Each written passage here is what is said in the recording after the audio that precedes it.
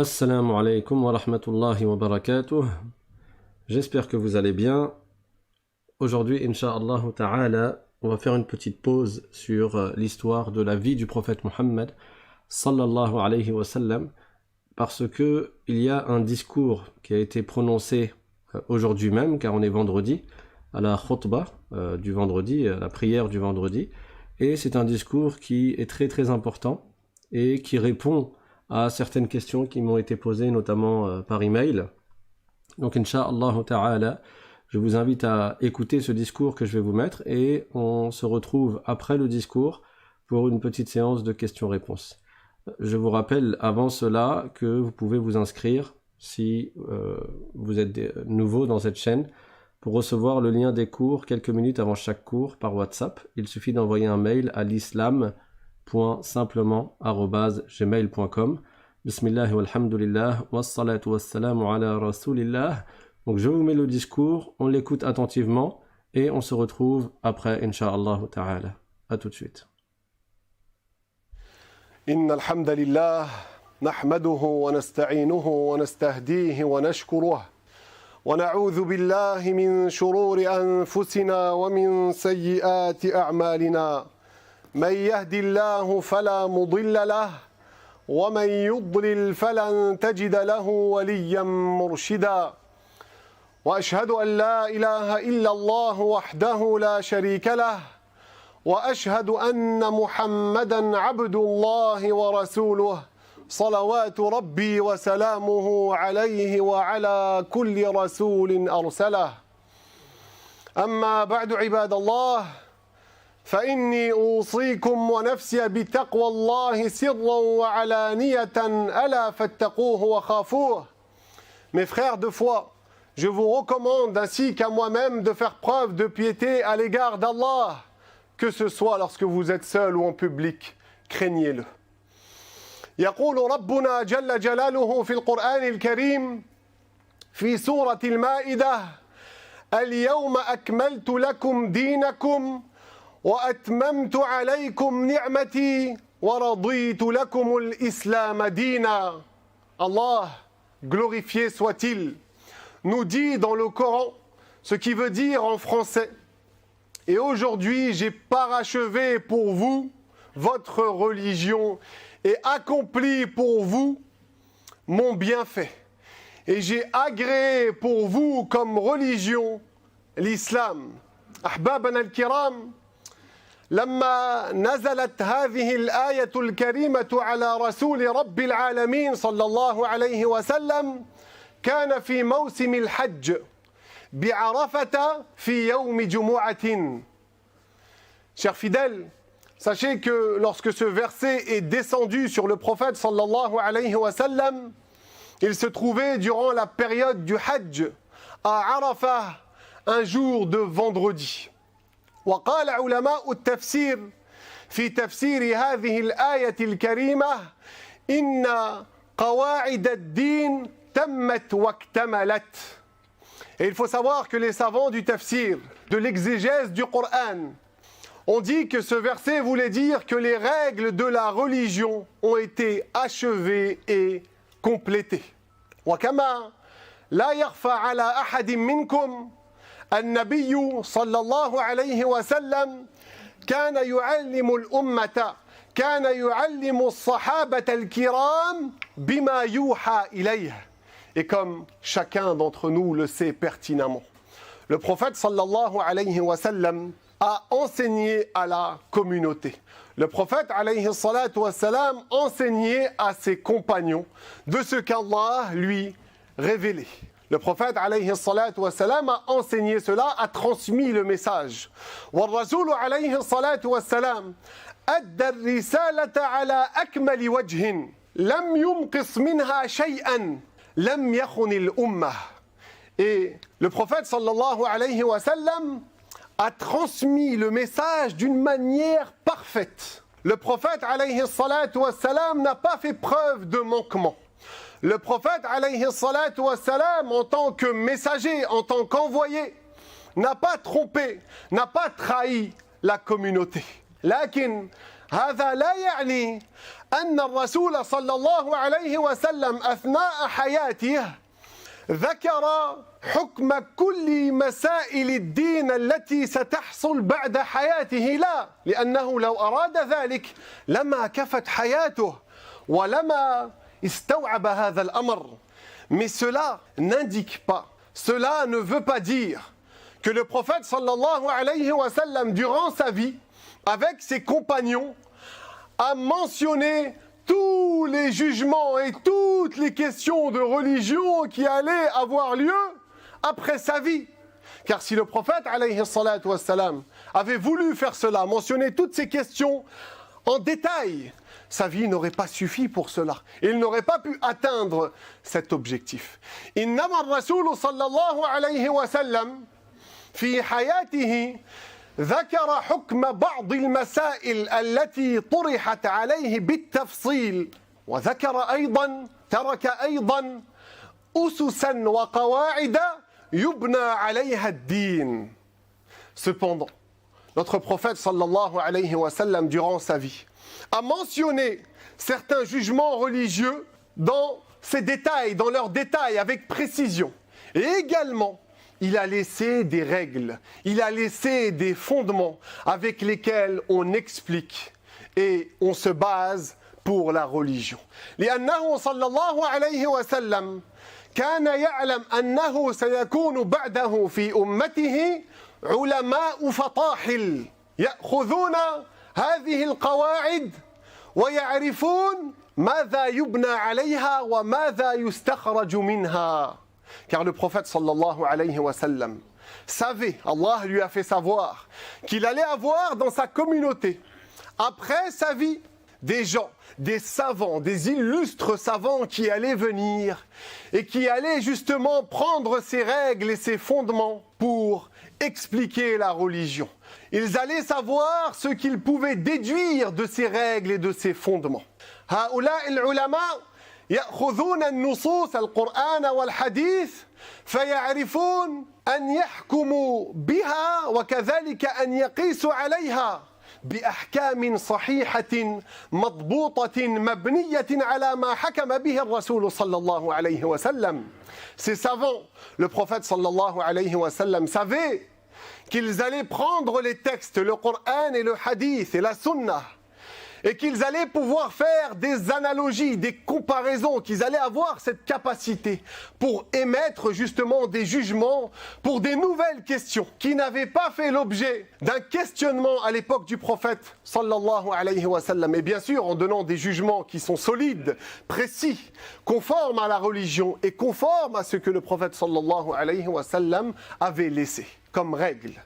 ولذلك من بعد وفاة النبي صلى الله عليه وسلم إلى يومنا هذا نرى في الدين أشياء الرسول صلى الله عليه وسلم ما تكلم عنها أبدا، ما أمر بها ولم يفعلها، مع أنها صحيحة ومقبولة بين أفراد الأمة.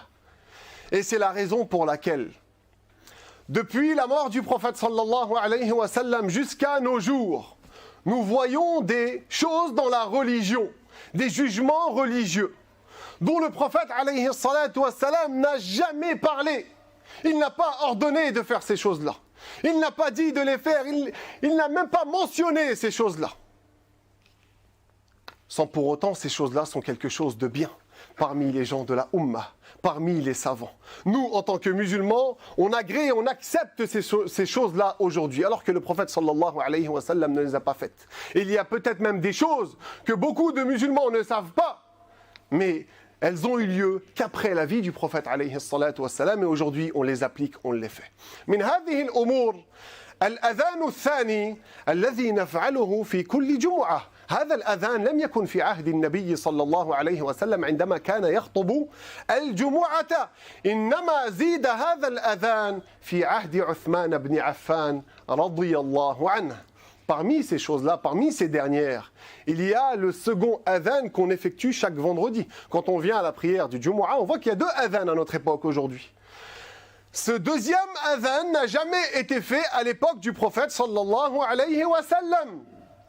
il a été rajouté durant le califat du troisième calife Uthman ibn Affan. كذلك عادة دعاء ختم القرآن في التراويح داخل الصلاة في شهر رمضان. هذا لم يرد عن رسول الله صلى الله عليه وسلم لا في حديث صحيح ولا في حديث ضعيف. Également, l'habitude qu'on a durant le mois de Ramadan, à la fin du mois de Ramadan, lorsqu'on fait des du'as pour clôturer la récitation du Coran, la lecture entière du Coran. C'est une belle habitude qui n'a pas eu lieu, qui n'a pas été rapportée de la part du prophète sallallahu alayhi wa sallam, que ce soit dans un texte, dans un hadith qui est authentique ou faible, cela n'a pas été rapporté. وكذلك أفعال واظب عليها بعض الكبار ولم ترد أبدا عن رسول الله صلى الله عليه وسلم. Et également des actes que certaines références pour nous, certains savants, ont persisté dessus, alors que ces actes-là n'ont pas été rapportés d'aucune manière que ce soit de la part du prophète sallallahu alayhi wa sallam. فمثلا أبو هريرة الصحابي الجليل كان له خيط فيه 1000 عقدة. Prenons un exemple. Abu Huraira, le compagnon du prophète sallallahu alayhi wa sallam, celui qui a rapporté le plus de hadiths du prophète alayhi salatu wa sallam. Ce compagnon éminent avait une corde, une ficelle qui comportait 2000 nœuds. وكان لا ينام في الليل قبل أن يسبح به بهذا الخيط 12,000 تسبيحة. Ce compagnon n'acceptait pas de dormir la nuit avant de finir 12 000 tasbihah avec cette ficelle, avec cette corde. Tasbihah, c'est-à-dire le fait de dire Subhanallah, Subhanallah, de faire du dhikr, de faire cette belle invocation, évocation. وكذلك الإمام مالك عالم المدينة كان في المدينة المنورة لا يقبل أن يمشي بنعله، كان يمشي دائما حافيا. لماذا؟ من شدة حبه واحترامه للرسول صلى الله عليه وسلم، مخافة أن يطأ بنعله موطنا مشى فيه رسول رب العالمين. Également l'imam Malik, l'imam de Médine, le grand savant du Salaf. Ce grand imam, tellement il aimait le prophète, tellement il respectait, glorifiait le messager d'Allah, il marchait pieds nus dans la ville de Médine. Il n'acceptait pas de marcher avec des souliers, avec des sandales. Pour quelle raison? Car il disait qu'il craignait de piétiner un endroit avec sa sandale par lequel le prophète sallallahu alayhi wa sallam était passé durant sa vie. وكل هذه الأمور وهي قطرة من البحر، هناك الشيء الكثير غيرها الشيء الكثير. لا أحد من العلماء أنكر عليها. لماذا؟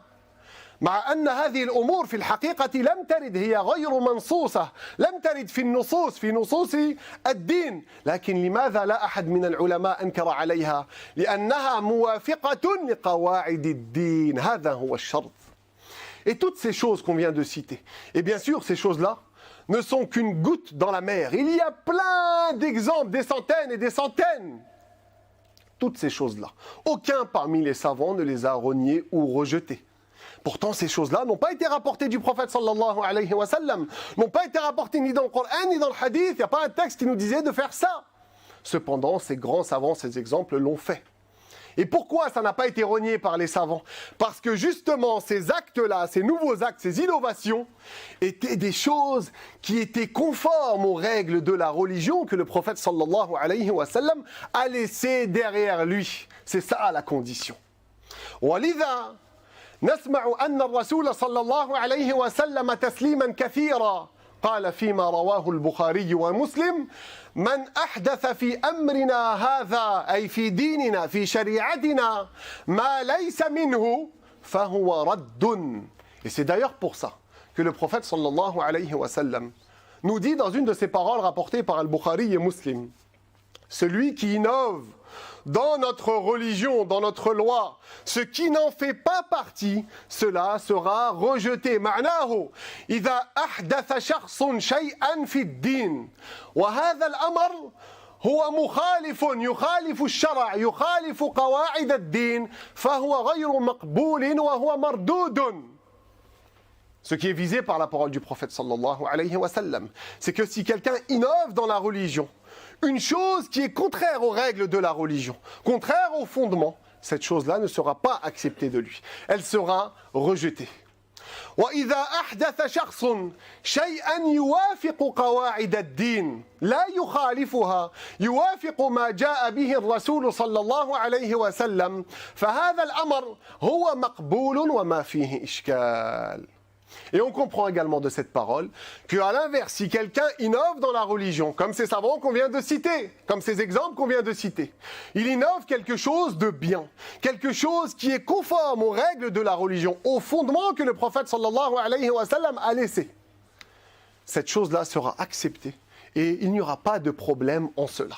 ومن هنا ينبغي أن لا يفهم خطأ كلام الرسول صلى الله عليه وسلم في حديث آخر لما قال كل بدعة ضلالة وكل ضلالة في النار لأن المراد من هذا الكلام من هذا الحديث أغلب البدع وليس الكل وليس كل البدع على الإطلاق كما بين ذلك الإمام النووي والإمام ابن الأثير وغيرهما كثيرون. Et donc à partir de là, c'est important de ne pas mal comprendre une autre parole du prophète sallallahu alayhi wa sallam lorsqu'il nous dit que les innovations sont un égarement et que les égarements mènent à l'enfer. Ce qui est visé par cette parole, ce ne sont pas toutes les bid'a, toutes les innovations dans l'absolu. Ce sont la plupart des innovations, comme l'a expliqué, parce que cette explication, ce n'est pas mon explication personnelle, c'est celle des savants, comme l'a expliqué l'imam An-Nawawi, ce grand savant, Ibn al-Athir et bien d'autres. ولو كان المراد من هذا الحديث كل البدع كل المستحدثات على الإطلاق لأدى ذلك إلى تناقض بين الحديثين وهذا لا يأتي في كلام رسول رب العالمين في كلام رجل لا ينطق عن الهوى إن هو إلا وحي يوحى. Car si le sens de cette seconde parole était que toutes les innovations dans l'absolu sont mauvaises, alors cela aurait mené une contradiction avec le premier hadith qu'on a cité du prophète sallallahu alayhi wa sallam. Et il n'y a pas de contradiction dans les paroles du prophète alayhi salatu wa sallam. Il n'y a pas de contradiction, d'incohérence dans les paroles d'un homme qui ne parle pas sous l'effet de la passion. Tout ce qu'il dit dans la religion était une révélation. أقول هذا وأستغفر الله لي ولكم فيا فوز المستغفرين.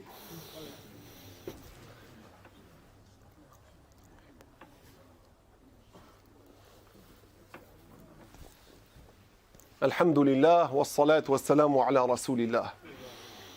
أما بعد عباد الله فإني أوصيكم ونفسي بتقوى الله القدير وبالسير على خطى نبيه الكريم. Mes frères de foi, je vous recommande ainsi qu'à moi-même de faire preuve de piété à l'égard d'Allah, celui qui est tout puissant sur toutes choses, et de suivre les traces de son prophète honoré sallallahu alayhi wa sallam. أحبابنا الكرام، اعلموا أنه كذلك من الأمور المستحدثة التي هي موافقة لشريعتنا لقواعد الدين التي تركها النبي صلى الله عليه وسلم ذكرى مولد الرسول صلى الله عليه وسلم. Chers fidèles, sachez que également parmi ces innovations, parmi ces choses nouvelles qui sont venus après la vie du prophète sallallahu alayhi wa sallam et qui sont conformes à la religion, qui sont conformes aux règles de la religion que le prophète a laissées. Il y a la commémoration de sa naissance sallallahu alayhi wa sallam. أي إظهار زيادة الفرح والشكر لله تبارك وتعالى في شهر ربيع الأول، في الشهر الذي ولد فيه صلى الله عليه وسلم، وذلك بفعل الطاعات كقراءة القرآن والسيرة النبوية ومدح الرسول وتوزيع الطعام إلى نحو ذلك. Et cela consiste à manifester une augmentation en joie et en remerciement à l'égard d'Allah durant le mois de Rabi'un al-Awwal, le mois dans lequel le prophète sallallahu alayhi wa sallam est né.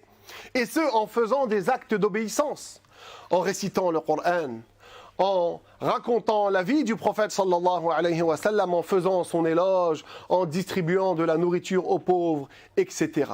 وَنَعَمْ هَذَا الْأَمْرِ لم يفعله الرسول صلى الله عليه وسلم ولم يأمر به لكنه ما قال لنا لا تفعلوه. Et cette chose, il est vrai que le prophète sallallahu alayhi wa sallam ne l'a pas faite. Il est vrai que le prophète sallallahu alayhi wa sallam ne nous a pas ordonné de l'effectuer. Mais le prophète alayhi salatu wa sallam en même temps ne nous a pas dit de ne pas la faire. وهل يحتاج الواحد منا إلى أمر من رسول رب العالمين حتى يظهر محبته وتعظيمه له وحتى يشكر الله تعالى على هذه الولادة المباركة. Mais est-ce que l'un d'entre nous en réalité a besoin d'un ordre du prophète sallallahu alayhi wa sallam pour exprimer son amour envers le prophète, sa glorification envers le prophète et son remerciement à l'égard d'Allah pour cette naissance bénie. Ya ahbabana, lawla ar-rasoul, ayna kunna? Si ce n'était pas le prophète sallallahu alayhi wa sallam, où serions-nous aujourd'hui? Huwa alladhi kana sababan li hidayatina, c'est lui qui est la cause de notre guidée. Huwa alladhi allamana al-iman, c'est lui qui nous a appris la foi. Huwa alladhi allamana al-ibadat, c'est lui qui nous a enseigné comment adorer notre Créateur. Huwa alladhi allamana al-akhlaq ar-rafi'at al-islamiyya, c'est lui qui nous a appris à nous comporter. هو السبب حتى ننجو من العذاب في الآخرة من العذاب الأليم. Le prophète sallallahu alayhi wa sallam, c'est lui la cause pour qu'on évite un châtiment intense dans l'au-delà. وعلماء الإسلام من المذاهب الأربعة وحين نقول علماء هنا نحكي عن الكبار. Et il faut savoir une chose, c'est que les savants de l'islam des 4 écoles les plus répandues, les grands savants de l'islam, on ne vise pas n'importe qui ici, on ne vise pas l'imam du quartier, on parle de grands savants qui ont marqué l'histoire. مثل ابن حجر العسقلاني أمير المؤمنين في الحديث صاحب كتاب فتح الباري وهو أشهر شرح لصحيح البخاري. À l'image d'Ibn Hajar al-Asqalani, ce grand savant d'Égypte de l'époque, qui a été surnommé l'émir des croyants dans la science du hadith, tellement il mémorisait, tellement il était fort. Celui qui a écrit Fathul Bari, l'explication du Sahih, de l'authentique de l'Bukhari, un livre qui comporte environ 15 volumes, qui est immense. Kadhalik al-Imam al-Nawawi, également à l'image de l'imam al-Nawawi. وكذلك ابن الجزري صاحب أسانيد روايات القرآن. Également l'imam Ibn al-Jazari, celui qui nous rapporte les chaînes de transmission de la récitation, des différentes récitations du Coran. وغيرهم كثيرون السيوطي السخاوي ابن رجب الحنبلي الصاوي المالكي وهلم جرا يطول ذكرهم. Ils sont bien plus nombreux, mais on ne peut pas tous les citer, ça nous prendrait tout le discours. فكل هؤلاء العلماء الذين هم ورثة الأنبياء كما سماهم الرسول صلى الله عليه وسلم في الحديث الذي رواه الترمذي.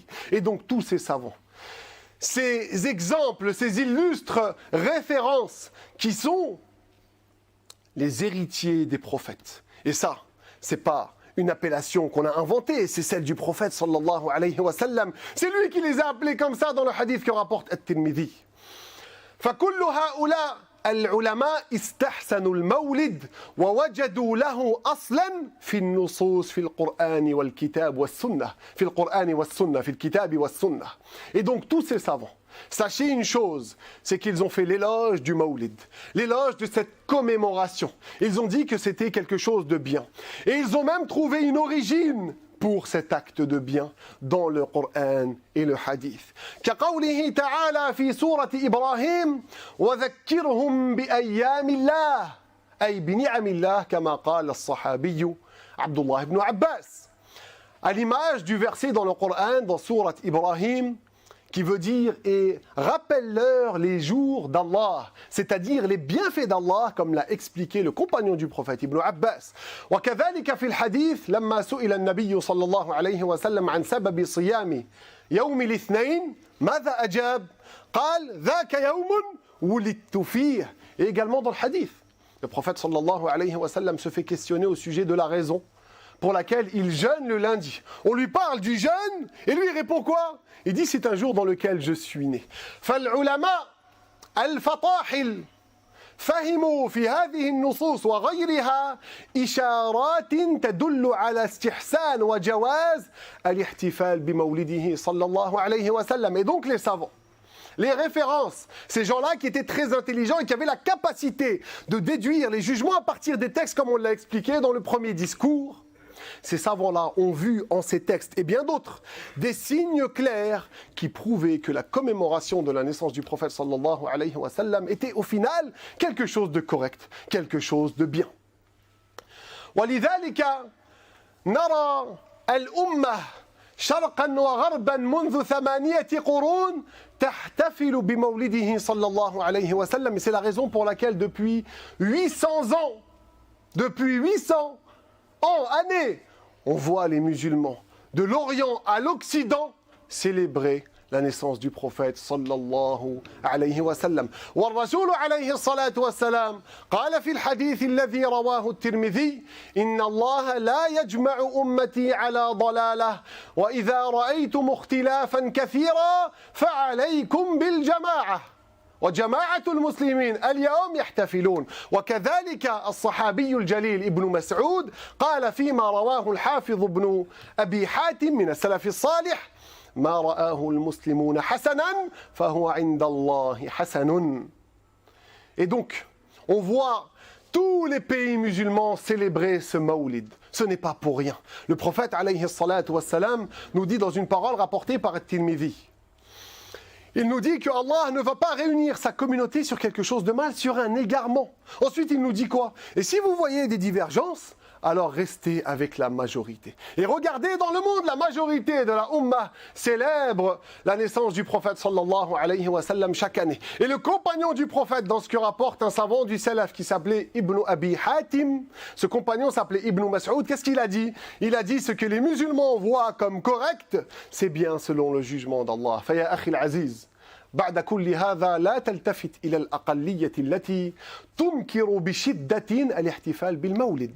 Et donc, chers frères, après tout cela, et ces quelques preuves, on ne peut pas tout citer durant le discours, mais il y a encore bien d'autres argumentaires, argumentations et preuves pour montrer cela, pour prouver ce sujet. Ne prête pas attention à cette minorité infime qui renie le Mawlid et qui interdit le Mawlid. إلى حد أن أحدهم قال عن المولد إن الذبيحة التي تذبح لإطعام الناس في المولد أحرم من الخنزير والعياذ بالله. نعوذ بالله من شر الشيطان ونسأله تعالى أن يجعلنا من الذين يتبعون العلماء ولا يدخلون فيما لا علم لهم.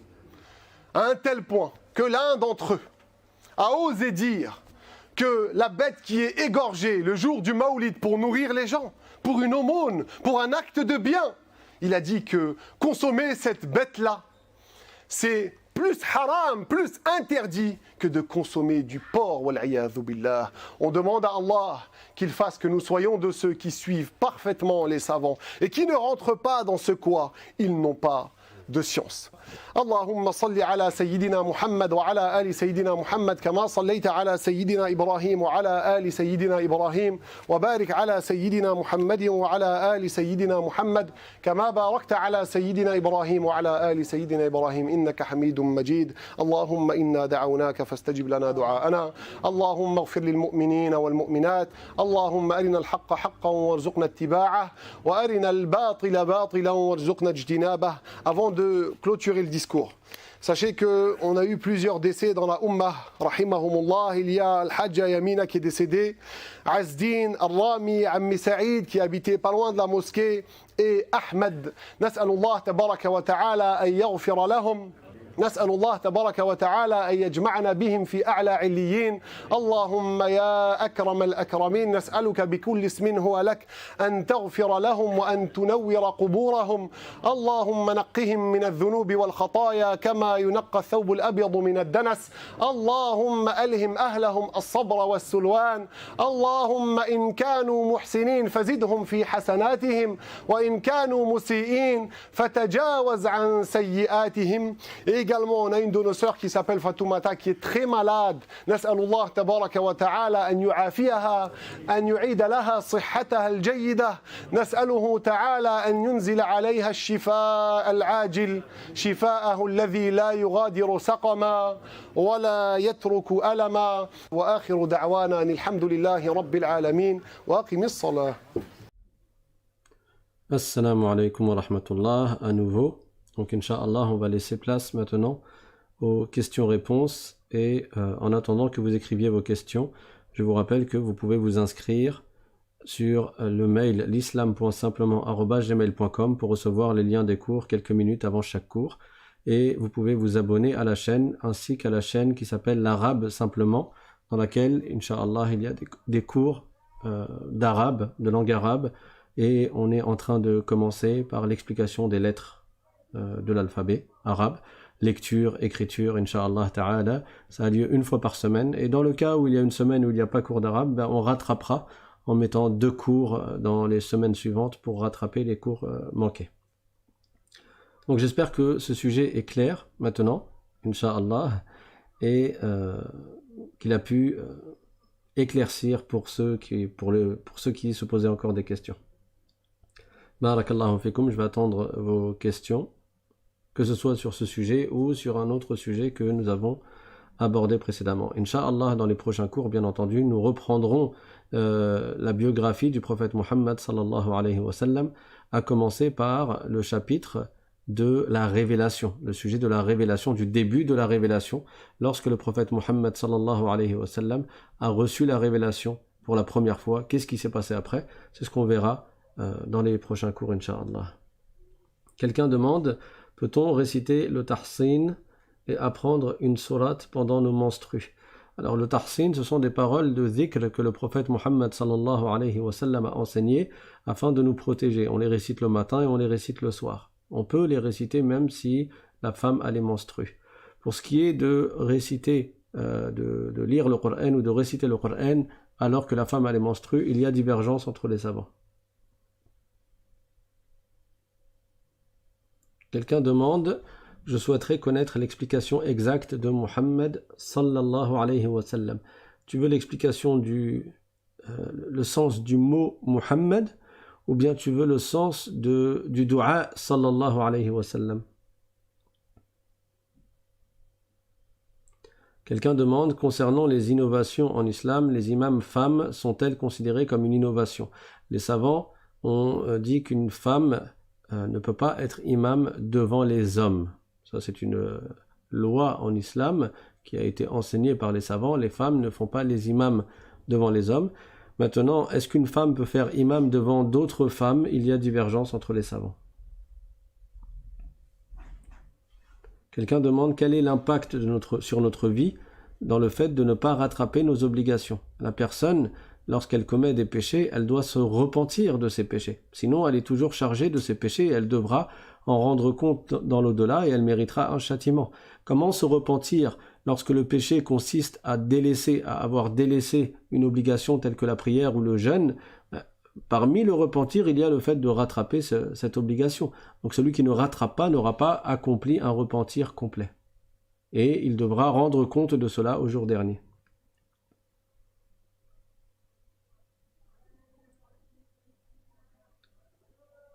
Quelqu'un demande si Salatul Fatih, qui est une invocation que l'on fait au Sénégal, est valable.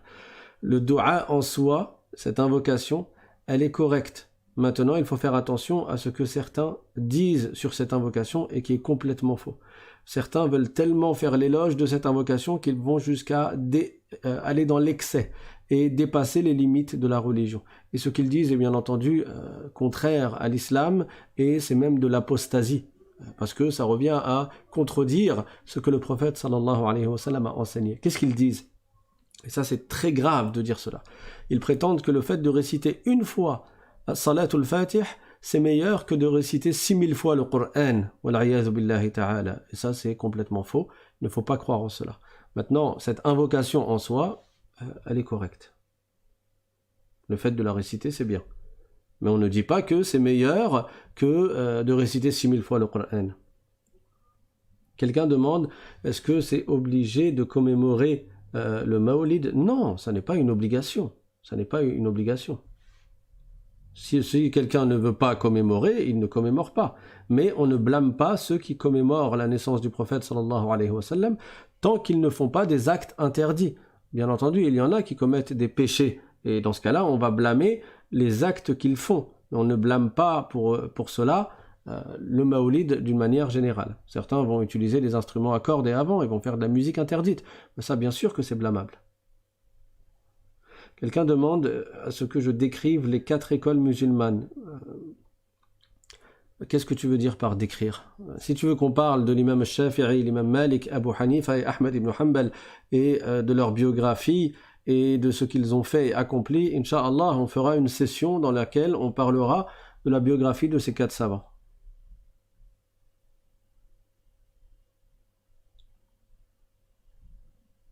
Alors oui, Marie, vous avez bien compris.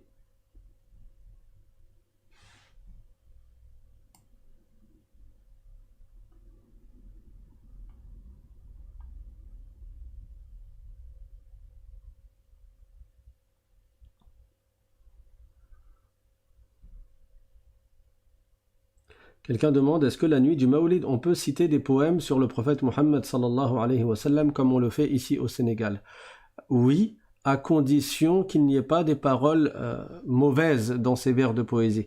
Malheureusement, certains poèmes, même s'ils ont été écrits par des hommes vertueux, par la suite, il y a été ajouté dans ces poèmes des vers de poésie qui ne sont pas... dont l'auteur d'origine n'est pas l'auteur de ces vers de poésie-là. Ils ont été incrustés, ils ont été ajoutés, et certains de ces vers sont contradictoires, ils contredisent les fondements de la religion. Il faut faire très attention. Parce que parfois certains, lorsqu'ils veulent faire l'éloge du prophète sallallahu alayhi wa sallam, ils tombent dans le relou. Le relou, c'est l'excès, c'est-à-dire qu'ils dépassent les limites que la loi permet. Quand tu fais l'éloge du prophète sallallahu alayhi wa sallam, c'est bien, à condition que tu ne dises pas n'importe quoi, que tu ne dises pas quelque chose de faux. Tu fais son éloge en citant ses caractères, en citant son comportement, en citant ce qui est vrai à son sujet. Mais certains ont dépassé les limites, comme des gens qui récitent des vers de poésie dans lesquels ils disent, et ça c'est contraire à l'islam, ça revient à faire du shirk et à associer Allah à ses créatures, ils disent que le prophète Mohammed sallallahu alayhi wa sallam sait toute chose, tout comme Allah sait toute chose. Donc ils ont fait une analogie entre Allah et son messager, et ils ont comparé, ils ont considéré le prophète Mohammed comme ayant le même attribut que Allah, alors que Allah est unique. Et on dit il est unique par son être, par ses attributs et par son acte de créer. Donc on n'a pas le droit de dire que le prophète Mohammed sallallahu alayhi wa sallam sait toute chose. Et certains dans le Mawlid, ils vont réciter des vers de poésie dans lesquels ils prétendent cela, ils disent cela, et ça c'est contraire à l'islam. D'autres personnes vont dire que le prophète a été créé à partir de la lumière, ou que le prophète est une lumière au sens propre, au sens que c'est une lumière, qu'il a été créé à partir d'une lumière. Et ça c'est faux aussi. Le prophète Mohammed sallallahu alayhi wa sallam est un être humain. Allah dit dans le Coran, Qul innama ana basharum mithlukum, c'est-à-dire dit, je ne suis qu'un être humain comme vous. C'est un envoyé de Dieu, c'est un messager de Dieu. Yuha ilayya, il reçoit la révélation, mais c'est un être humain. Il a un papa, une maman, et il descend de ses parents comme les êtres humains descendent de leurs parents habituellement. Donc on ne dit pas que le prophète Mohammed sallallahu alayhi wa sallam a été créé à partir de lumière. Certains également, lorsqu'ils récitent des poèmes, ils vont prétendre que, ou bien lorsqu'ils récitent l'histoire de la naissance du prophète sallallahu alayhi wa sallam, ils vont citer un hadith qui est mensonger. On appelle ça un hadith makdhoub, ou bien un hadith mawdou', que le prophète n'a jamais dit, et c'est un mensonge, et c'est contraire à ce que le prophète a enseigné. Ils disent que le prophète sallallahu alayhi wa sallam aurait dit « Awwalu ma khalaqa Allah nuru nabiyyika ya Jabir » C'est-à-dire que, soi-disant, cette phrase est fausse, mais ils disent que le prophète aurait dit « La première chose que Dieu a créée, c'est la lumière de ton prophète, ô Jabir ». Jabir, c'était son compagnon à qui il aurait prétendument parlé. C'est faux. La première chose qu'Allah a créée, c'est l'eau. Allah a créé toute chose à partir de l'eau, l'eau qui est en dessous du trône. Et le trône, Al-Arsh, c'est le deuxième corps qu'Allah a créé. Donc, il n'est pas valable de dire que la première des créatures, c'est le prophète Mohammed sallallahu alayhi wa sallam. Certains aussi, lorsqu'ils font l'invocation en faveur du prophète, ils disent « Assalamu alayka ya awwala khalqillah wa ya khatama rusulillah » et dans une seule et même phrase, ils se contredisent. Ils disent Assalamu alayka, donc ils passent le salam au prophète, et en disant ô toi qui es la première créature et le dernier envoyé de Dieu. Mais non, si c'est le dernier envoyé de Dieu, comment dire que c'est la première créature? Le prophète Mohammed sallallahu alayhi wa sallam est un descendant du prophète Adam alayhi salam. Donc il n'est pas la première des créatures.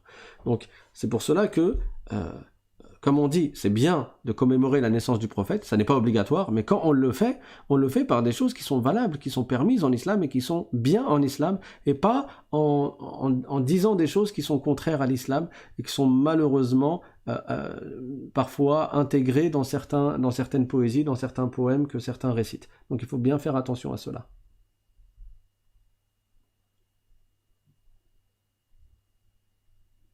Quelqu'un demande si on peut faire du dhikr pour la femme qui n'a pas ses petites ablutions. Oui, elle peut réciter du dhikr. Même le Coran, elle peut réciter du Coran sans avoir la petite ablution. Ce qu'elle ne peut pas faire, c'est toucher le Coran. Toucher le mushaf sans la petite ablution, ça n'est pas permis parce qu'il faut respecter et glorifier le Coran. Donc il faut avoir le wudu pour le toucher. Mais si tu le connais par cœur, tu peux le réciter même si tu n'as pas la petite ablution. Et le dhikr, encore bien entendu que tu peux le réciter, le dhikr. Le dhikr, tu peux le réciter si tu n'as pas la petite ablution, et tu peux même le réciter si tu n'as pas la grande ablution. Quelqu'un demande l'explication donc de sallallahu alayhi wa sallam. C'est ce que je récite au début de chaque cours, quand je dis, et je demande à Allah qu'il élève davantage le rang du prophète Mohammed sallallahu alayhi wa sallam, et qu'il l'apaise quant au sort de sa communauté.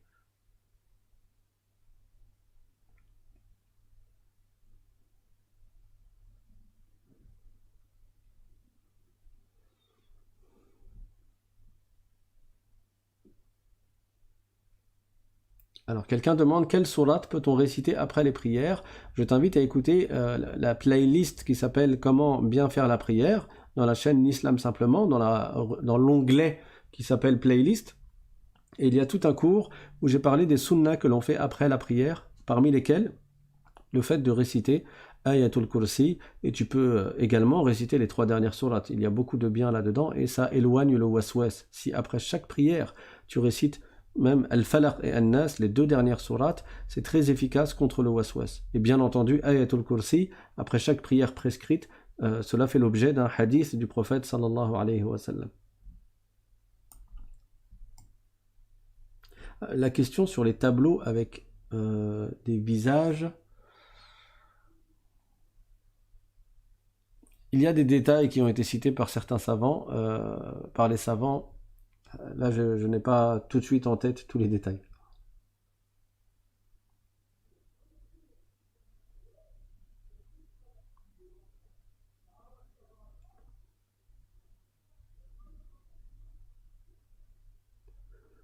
Quelqu'un demande, peut-on jeûner le jour du Mawlid? Le prophète sallallahu alayhi wa sallam jeûnait tous les lundis parce qu'il est né le lundi.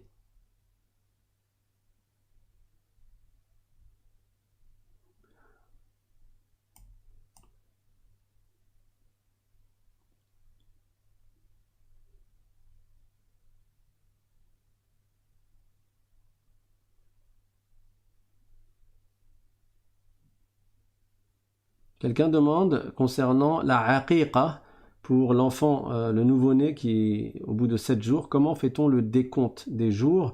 Il y a divergence entre les savants. Donc quand le bébé il naît, le jour où il naît, est-ce qu'on le compte comme étant le premier jour ou est-ce qu'on compte un à partir de un jour après? Il y a divergence entre les savants.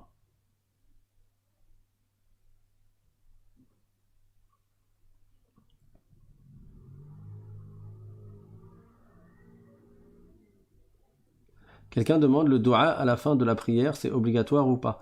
Après avoir passé le salam, non, ce n'est pas obligatoire de faire des invocations. Tu parles après avoir passé le salam ou tu demandes avant d'avoir passé le salam?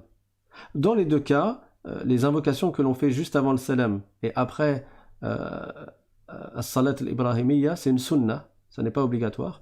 Et les invocations que l'on fait après avoir passé le salam, ce n'est pas obligatoire non plus.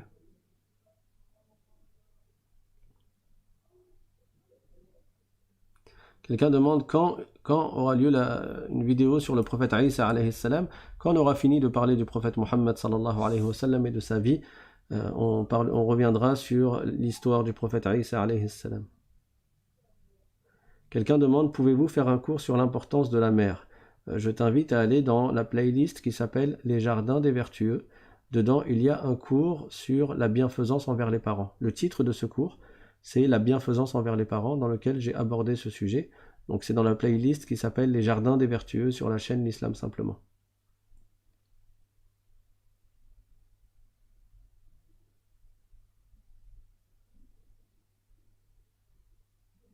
Quelqu'un demande, est-ce que ce n'est pas la plume, la première créature?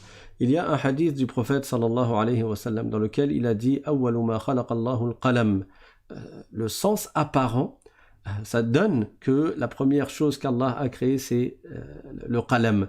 Sauf que d'après d'autres hadiths, il a été cité que la première des créatures, c'est l'eau.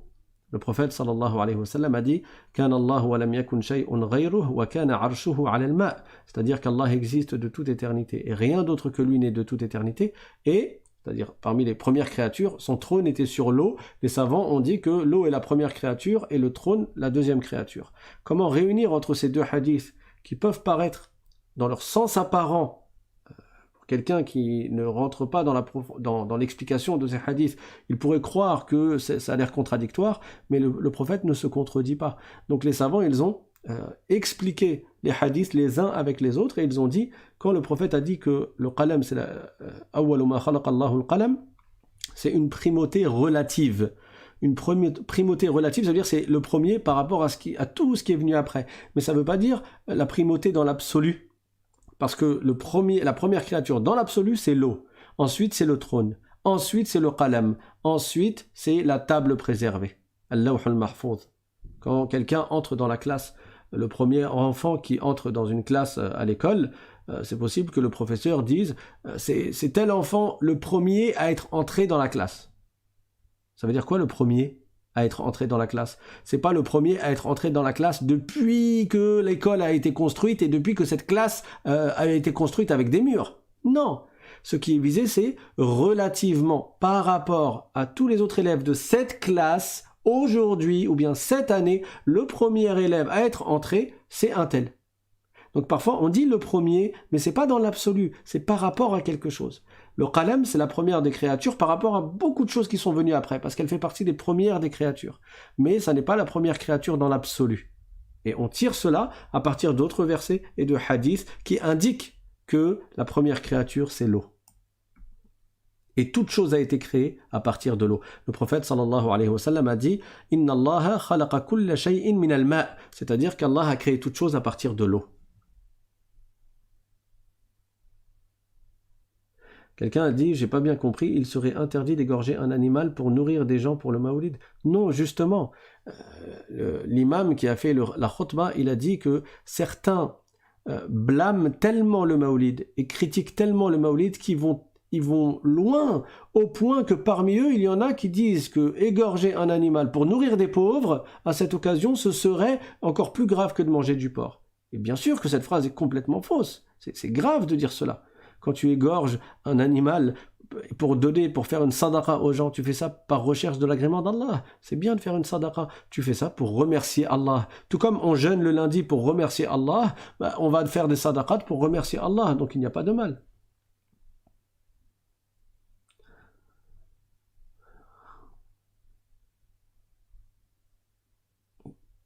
Quelqu'un demande, est-il possible de faire des cours sur le fiqh? Alors je t'invite à écouter la playlist qui s'appelle « Comment bien faire la prière », dans laquelle on a expliqué le chapitre de la purification et de la prière dans le madhab shafi'ite. Et Inch'Allah, à l'occasion, on abordera d'autres sujets de fiqh. Également, on a vu les lois du jeûne dans une autre playlist.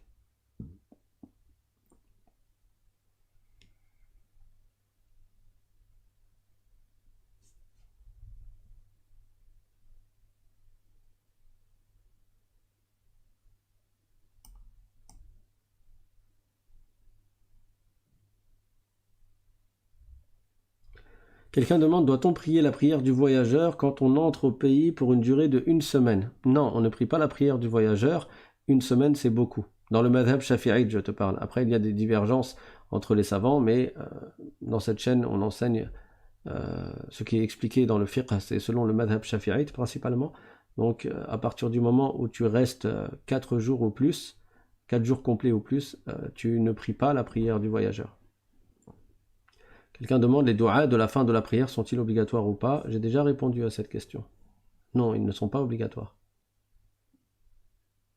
Quelqu'un a dit, je n'ai pas vu la notification, est-ce que je peux réécouter? Oui, dès maintenant, tu peux prendre le trait rouge qui est en bas de la vidéo et le prendre et l'emmener vers la gauche, et tu peux écouter dès à présent le cours depuis le début, et même après la fin de ce live, tu pourras l'écouter. Quelqu'un demande, y a-t-il des hasanat dans la célébration du Mawlid? Bien, oui, tant qu'on ne fait pas des choses mauvaises et blâmables, oui, il y a des hasanat parce que tu remercies Allah par des bonnes actions pour ce grand bienfait qui a été l'envoi du prophète Mohammed sallallahu alayhi wa sallam. Je crois que toi tu viens d'arriver, je t'invite à écouter le cours depuis le début. Quelqu'un demande, est-ce que vous pourriez faire une vidéo sur les 7 catégories qui seront à l'ombre du trône au jour dernier? Alors si je ne l'ai pas déjà fait, Inch'Allah, on le fera. J'avais fait une khutbah sur ce sujet. Je ne sais pas si je l'ai implémenté dans la chaîne, si j'ai mis cette vidéo dans la chaîne. Je regarderai, et si je n'ai pas fait, je mettrai, Inch'Allah, ou je donnerai un cours dessus. Quel est le premier verset du Coran qui a été révélé au prophète? Je t'invite à écouter le cours d'hier.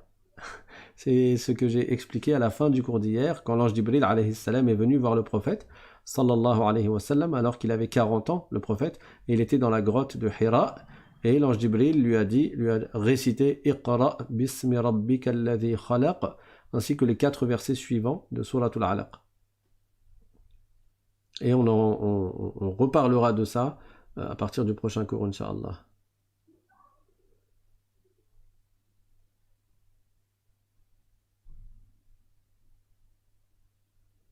Le trône, c'est le toit du paradis. C'est un grand corps, le plus grand des corps qu'Allah a créé, et c'est le toit du paradis. Et les anges tournent autour du trône, tout comme nous tournons autour de la Kaaba.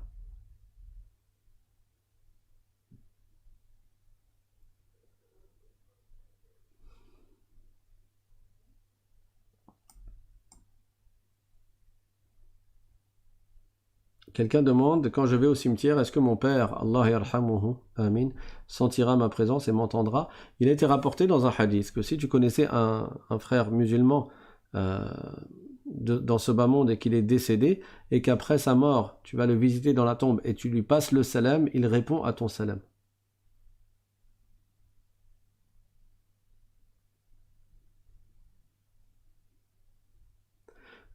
Toutes les créatures ont pour origine l'eau. Certaines créatures, il n'y a pas d'intermédiaire entre elles et l'eau, et d'autres créatures, il y a des intermédiaires entre elles et l'eau. Par exemple, nous, on est créé à partir de l'eau, mais il y a des intermédiaires. On est créé à partir du mani de nos 2 parents, n'est-ce pas? Et si on remonte dans les intermédiaires, notre ancêtre c'est Adam alayhi salam qui a été créé à partir de la terre et à partir de l'eau, et etc. Mais donc, soit certaines créatures sont créées directement à partir de l'eau, et d'autres, leur origine première c'est l'eau, mais il y a eu des intermédiaires. C'est pour ça qu'on dit que les djinns ont été créés à partir de feu, et les anges ont été créés à partir de lumière. Mais les créatures ont pour origine l'eau. Quelqu'un demande, ce n'est pas vous qui avez fait la khutbah du vendredi? Non, Masha'Allah, tu es perspicace, ce n'est pas ma voix. C'est quelqu'un d'autre. Quelqu'un demande, un non-musulman peut-il rendre une viande licite?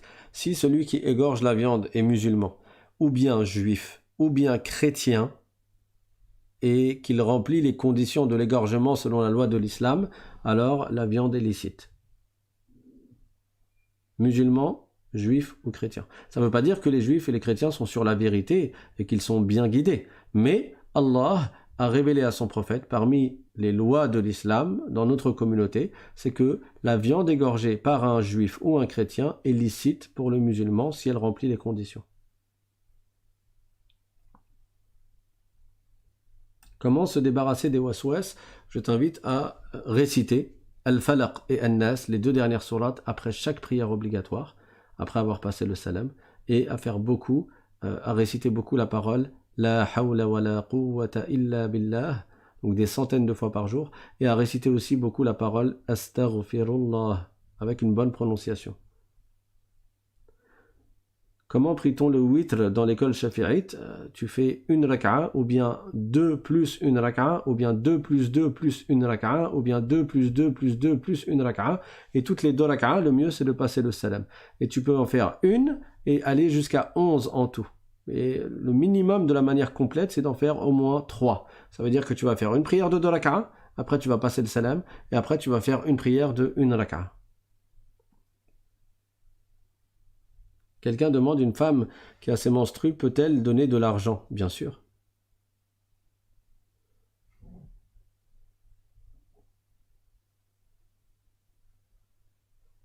Quelqu'un demande, concernant la salat al-fajr, est-ce obligatoire de lire 2 sourates sur la deuxième raka'a ou juste la Fatiha suffit? Dans tous les cas, que ce soit des prières obligatoires ou des prières surérogatoires, la deuxième sourate que l'on récite après la Fatiha dans les 2 premières raka'a, c'est une sourate qui est sunna, recommandée, et elle n'est pas obligatoire.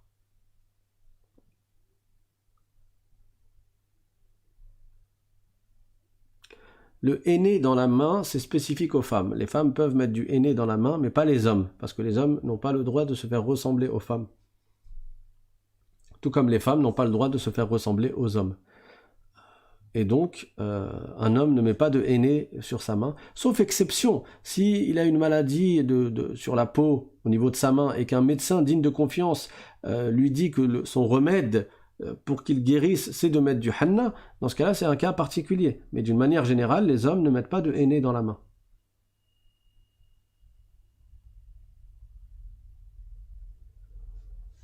Quelqu'un demande, la salat al-Ibrahimiyya, doit-on la faire dans le premier tashahhud? Non. On l'a fait après le deuxième tashahhud, mais pas après le premier tashahhud. Alors Jimmy James, ta question, elle est très vaste, très vague. On peut parler pendant longtemps. Donc je vois pas comment te répondre en une phrase.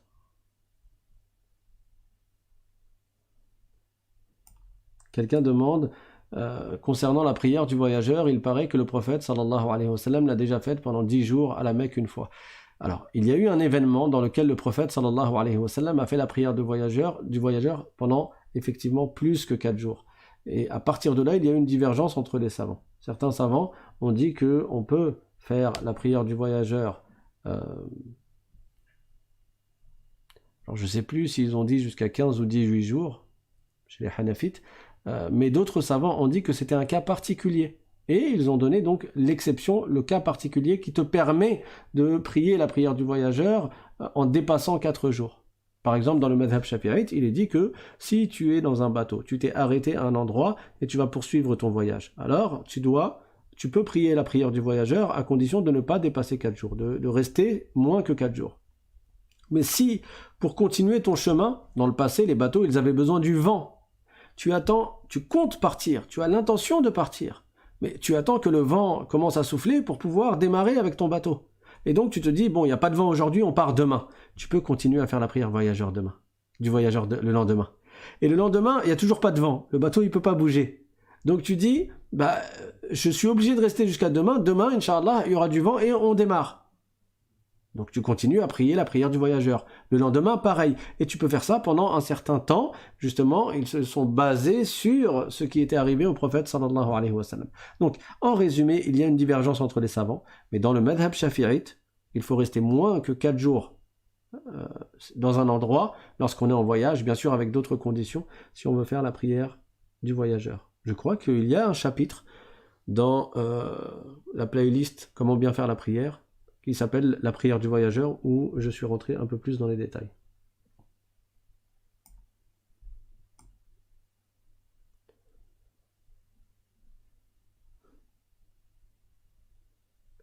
Barakallahu fikum. Comment lutter contre les djinns? Récite le tahsin le matin et le soir. Les paroles de tahsin. On va faire un cours, Inch'Allah, où on récitera ensemble les paroles du Tahsin pour les apprendre par cœur ensemble. Parce qu'il est important de bien les prononcer et de les réciter matin et soir. Et elles nous protègent contre les djinns, bien sûr, par la volonté d'Allah. Alors, peut-on faire des du'as si on a nos menstrues? Oui, tu peux. Peut-on réciter du Qur'an? Dans le madhab shafi'ite, tu ne peux pas réciter du Qur'an si tu as tes menstrues. Mais dans le madhab malikite, oui, tu peux. Peut-on faire des louanges à Allah en citant les noms d'Allah? Oui, tu peux. C'est du dhikr. Alors je demande à Jimmy James de ne pas répéter 50 fois la même question.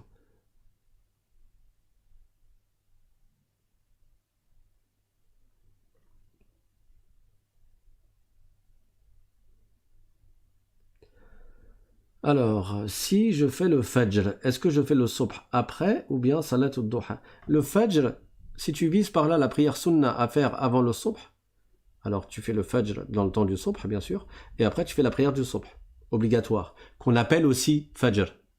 Ensuite, après le lever du soleil, tu attends environ 20 minutes, une demi-heure, et là, tu fais la prière de ad-duha qui est sunnah.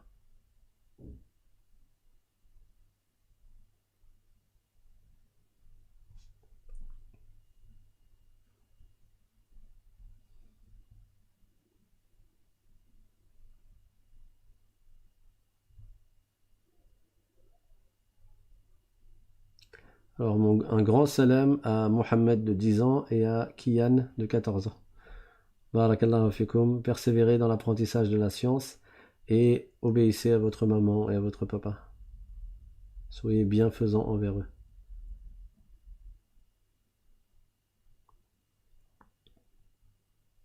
Quelqu'un demande, est-ce qu'on est obligé de faire la prière du voyage quand on est voyageur, ou bien est-ce qu'on peut faire 4 rak'ah? Tu peux faire 4 rak'ah. Pour le Zohr, le Asr et le Isha, tu n'es pas obligé de les raccourcir. C'est une permission qui est de raccourcir, mais elle n'est pas obligatoire.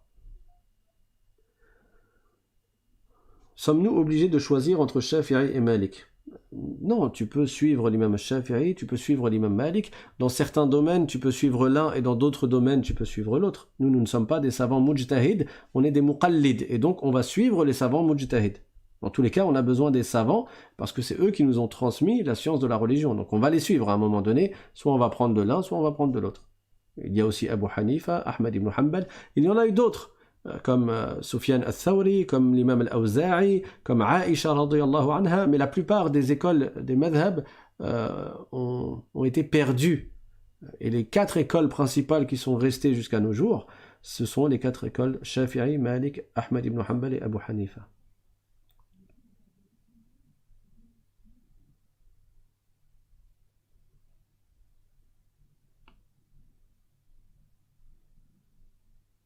Très bien, il est 9 heures passées. Quelqu'un demande pour Doha, c'est jusqu'à avant Dhahr? Oui, jusqu'à avant que le soleil atteigne son point de culmination. Le Dhahr, c'est quand le soleil, le Dhahr entre quand le soleil a quitté le centre du ciel, le milieu du ciel, et est passé vers l'ouest.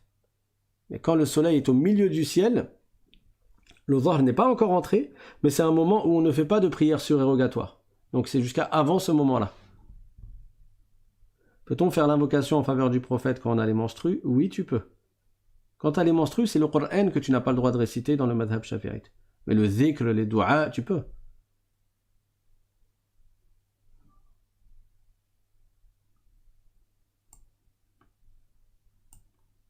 Alors, quelqu'un a dit que son enfant fait des bêtises. Alors, récite le adhan dans son oreille droite et l'iqamah dans son oreille gauche. Il y a un savant qui conseillait de faire cela, de réciter quand un enfant il est très agité et il fait des bêtises, on récite le adhan dans son oreille droite et l'iqamah dans son oreille gauche.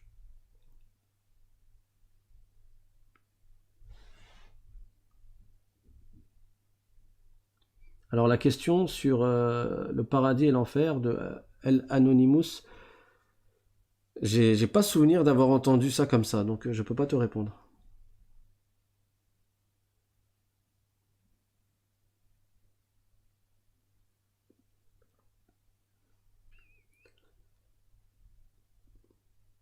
quelqu'un demande le shuruq, ça correspond à quoi? Le shuruq, c'est le lever du soleil. C'est pas une prière. Ça indique la fin du temps du subh. Donc tu dois accomplir la prière du subh si tu es réveillé avant le shuruq, c'est-à-dire avant le lever du soleil. Quelqu'un demande, est-ce que le dhuhr, je peux le faire avant l'heure? Non, tu n'as pas le droit. Ça n'est pas permis et ça n'est pas valable. Tu es obligé d'attendre que le temps du dhuhr entre pour pouvoir accomplir la prière du dhuhr. Quelqu'un demande, c'est quoi al-iqama? Je t'invite à écouter la playlist Comment bien faire la prière dans les sunnas de la prière, les sunnas qui ont lieu avant la prière. Il y a un cours là-dessus. Et dedans, il y a le azan et la iqama. Le azan, c'est quand le muazzin, il récite à voix haute pour appeler les gens à venir à la mosquée. Allahu akbar, Allahu akbar, Allahu akbar, Allahu akbar, ashhadu an la ilaha illallah, ashhadu an la ilaha illallah, ashhadu anna Muhammadan Rasulullah, ashhadu anna Muhammadan Rasulullah, hayya ala as-salah, hayya ala as-salah, hayya ala al-falah, hayya ala al-falah, Allahu akbar, la ilaha illallah. Puis ensuite, après un certain temps, on fait des invocations après le adhan, puis après, celui qui a fait le adhan, en général, c'est lui qui va faire une iqama. Ça sera moins fort, ça sera pour ceux qui se sont présentés à la mosquée. Et c'est pas que pour la mosquée, même à la maison, pour entamer la prière. Et là, il va dire Allahu akbar, sans répéter une deuxième fois. Ashhadu an la ilaha illallah, ashhadu anna Muhammadan Rasulullah. Et là, il ajoute Qad qamatis salah.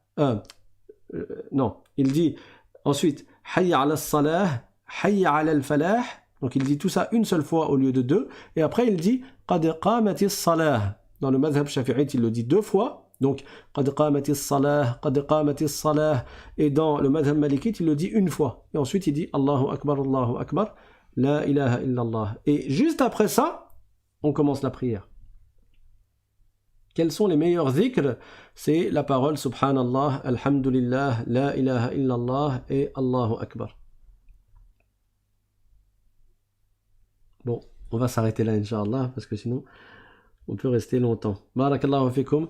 Je vous donne rendez-vous pour le prochain cours. J'espère que ce sera demain, Inch'Allah, et on va poursuivre la biographie du prophète Muhammad, sallallahu alayhi wa sallam. Donc je vous dis à demain, Inch'Allah. Vous allez recevoir le message par WhatsApp. Quelques personnes parmi vous m'ont dit qu'elles n'ont pas reçu le message, alors qu'elles sont dans la liste de diffusion. Je ne sais pas si le problème vient de leur téléphone, parce qu'ils ont le téléphone qui est plein, ou de mon téléphone. Dans ce cas-là, je ne vois pas où est son problème, ou du réseau WhatsApp. Donc si parmi vous, il y en a qui sont inscrits, qui n'ont pas reçu le message, je suis désolé. Je n'ai pas encore trouvé la solution à ce problème. Barakallahu fikum. N'hésitez pas à vous inscrire pour les autres en envoyant un mail à l'islam.simplement@gmail.com. Wa akhiru da'wana anil hamdulillahi rabbil alamin. Dernière question pour Linda. Pour la prière de Ad-Duha, combien d'unités? Tu as le droit de faire une prière de 2 rak'a, ou bien 2 prières de 2 rak'a, ou bien 3 prières de 2 rak'a, ou bien 4 prières de 2 rak'a. Le prophète sallallahu alayhi wa sallam faisait 8 rak'a. Pas 8 rak'a dans une seule prière, mais il passait le salam toutes les 2 rak'a, donc il faisait 4 prières de 2 rak'a, et ça c'est le mieux. Barakallahu fikum, wassalamu alaykum wa rahmatullahi wa barakatuh.